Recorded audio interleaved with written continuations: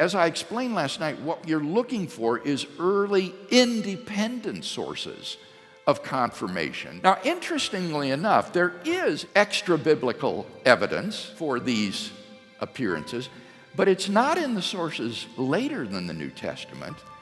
It's in the sources earlier than the New Testament that the New Testament writers used in writing their documents.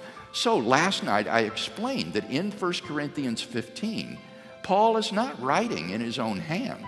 He is quoting from an old formula that probably goes back to within the first 5 years after Jesus' crucifixion.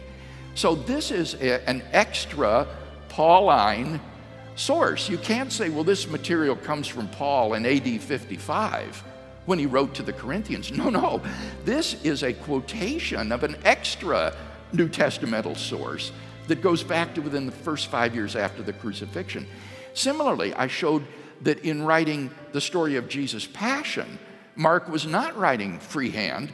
He was using this early pre-markan passion source that probably also goes back to within the first decade after Jesus' crucifixion. So one of the most important new developments in New Testament scholarship is the identification of these sources that the New Testament writers themselves used. And so that's where the really important, quote-unquote, extra-biblical material is to be found, not in these later derivative secondary sources that know the Gospels, but rather in the pre-New Testament sources used by Matthew and Luke and Paul and Mark. And when you get to those early sources, and especially if they're independent, you see, then you've hit historical pay dirt.